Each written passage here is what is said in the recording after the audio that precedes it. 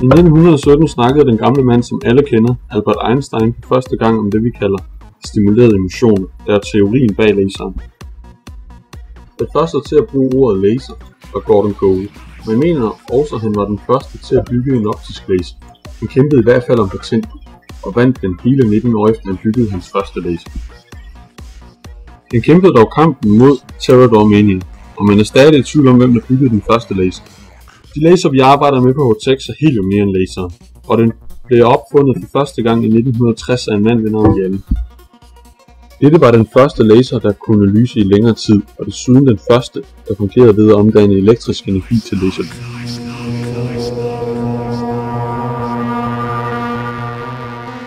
Bygningen af en laser kan forklares forholdsvis simpelt, dog uden alle aspekter. Tegningen her er den første optiske laser, ser indviklet ud, men bare roligt, det er den slet ikke. Step 1. Atomerne bevæger sig inde i en tube med et 100% refleksivt glas på venstre side, og et 95% refleksivt glas på højre side.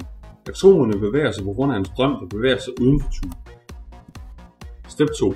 På et tidspunkt, når energiniveauet er blevet stort nok, bliver det udsendt fotoner i alle retninger. Dette ses som de små gule prikker. Step 3. De to spejle reflekterer fotonerne frem og tilbage, og dette øger deres energiniveau. Step 4. Da det ene spejl kun er 95% refleksivt i den ene ende, vil fotonerne bryde igennem som en stråle af laser, når energiniveauet er højt nok. Så simpelt kan man beskrive, hvordan en laser fungerer.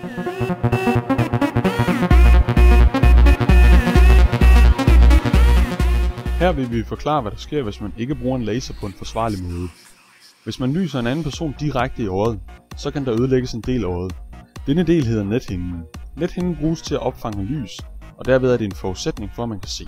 Hvis man lægger mærke til de sorte områder i øjet, de viser, hvordan øjet ville se ud, hvis nethinden var brændt ud af laseren.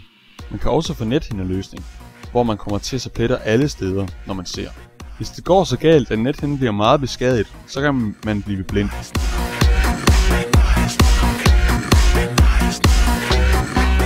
Vi har nok alle hørt om personer, som har fået fjernet en tatovering med hjælp fra laserbehandling.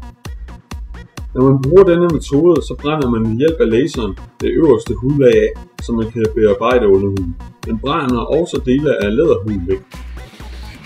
Underhuden kan bearbejdes af laseren, som kan indstilles til at fjerne den type væv, man gerne vil have væk. Da man brænder det øverste hudlag af, kan der komme pigmentfejl i huden. Pigmentfejl er farveforskel i huden, f.eks. sort og hvid. Lasere kan fjerne de forskellige hudlag med op til 100 mm nøjagtighed. Denne slags behandling koster 10 gange mere, end det gjorde at forlade sin tatovering i første omgang. Modermærker kan også fjernes på denne måde. Et modermærke er en pigmentfejl i huden, som man kan fjerne ved hjælp af laser. Man kan også få reduceret smerter fra sportsskader og fremskynde helbredningsprocessen ved hjælp af laserbehandling. Laserbehandling mindsker betændelse og øger samtidig omsætningen af cellereparationsprocessen. For eksempel kan man se healingstiden af brækket knogler formindskes. Ligeledes kan behandlingstiden af en forstuet fod i mange tilfælde også halveres. Laserbehandling er ikke kun til behandling af sportsskader. Alle skader på bevægelsesapparatet og led kan behandles.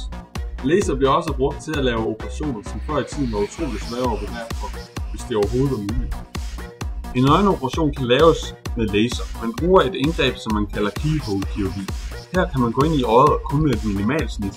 Der sidder laserdioder i mange ting, som DVD-afspillere, CD-afspillere, men også i industrien bruger man laser. Dette er blot en meget kraftig laser, som kan skære igennem stål og andre stærke metaller.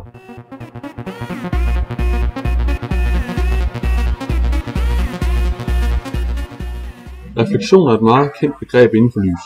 Du kender det muligvis fra din hverdag, hvor du kommer til at kigge på dit armbåndsur og blevet blindet af solen. Det skete fordi du med dit ur reflekterede lyset fra solen lige i øjnene.